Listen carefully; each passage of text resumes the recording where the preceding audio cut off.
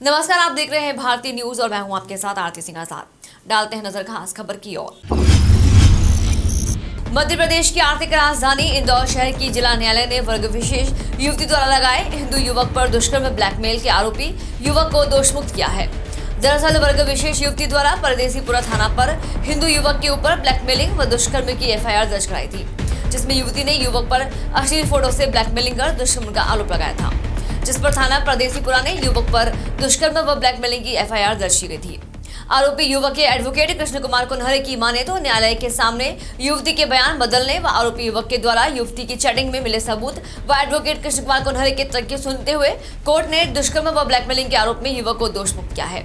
Advocate कुन्हरे की माने तो कोर्ट में युवती के बयान को संदेहास्पद मानते हुए कोर्ट ने माना है कि अलग अलग धर्म से होकर शादी संभव न होने की जानकारी के बाद भी आरोपी के साथ फरियादी द्वारा शारीरिक संबंध बनाने के लिए दी गई सहमति दूषित सहमति न होकर स्वतंत्र सहमति है। सन 23 मई 2020 की रिपोर्ट है। महिला थाना परदेशीपुरा थाना पर एक मुस्लिम वर्ग की युवती द्वारा हिंदू वर्ग के व्यक्ति को टारगेट करते हुए और उसके खिलाफ ये रिपोर्ट लिखाई गई थी कि दोनों का परिचय सोशल मीडिया फेसबुक के माध्यम से हुआ था और उसके बाद में दोनों के बीच प्रेम प्रसंग हुए।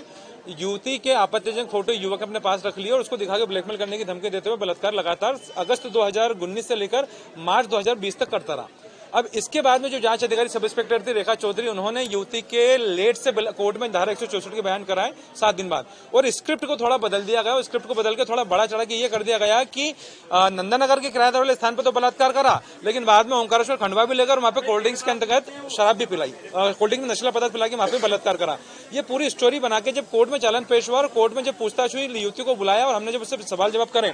तो वहां पर युवती ने ये चीज को स्वीकार कर लिया कि पुलिस ने ना ही युवती से और ना ही आरोपी से किसी प्रकार के फोटोग्राफ जब्त नहीं करे, किराएदारी नामांकन जब्त नहीं करा, किराएदारी वाले स्थान पर घटना के या ओंकारेश्वर खंडवा पर ले जाकर पुलिस ने कोई पूछताछ नहीं करी। तो वहां से ही युवती की पूरी घटना संदेहास्पद लगी। इस प्रकरण का सबसे महत्वपूर्ण बिंदु रहा कि चूंकि युवती मुस्लिम थी और युवक हिंदू था, तो हमने उससे पूछा कि चूंकि दोनों ही व्यक्ति अलग अलग धर्म के हैं और दोनों के बीच में शादी बगैर धर्मांतरण के संभव नहीं है, तो उसने चीज को माना कि हमारे बीच में बगैर धर्मांतरण की शादी संभव नहीं थी। उसके बावजूद उसने शादी का झांसा देने की रिपोर्ट झूठी लिखाई, ये हमने कोर्ट को बताया। सब चीजों को देखते हुए इसमें एक चीज और आई कि उस युवती ने जो ब्लैकमेलिंग शब्द का पूरी एफआईआर में यूज करा, उसने उस ब्लैकमेलिंग शब्द से जज साहब को भी अछूता नहीं छोड़ा। उसका प्रमाण यह था कि जब युवती ने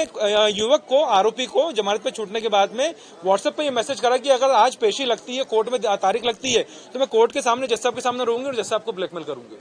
जब हमने ये सब चीजें वही व्हाट्सएप के मैसेज युवती को दिखा के पूछे तो उसने उस प्रमाणों को देखकर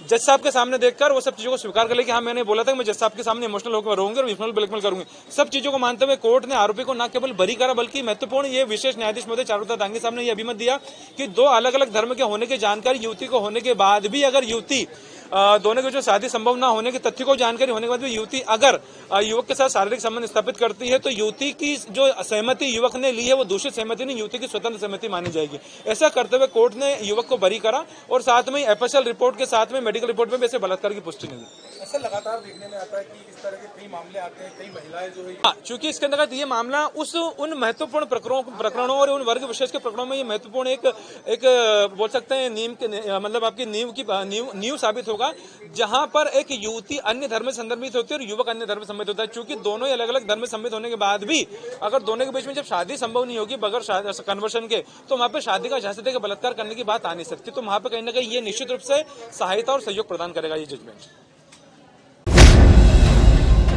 फिलहाल इतना ही। खबरें भी और भी हैं, बने रहे हमारे साथ और देखते रहे भारतीय न्यूज। नमस्कार।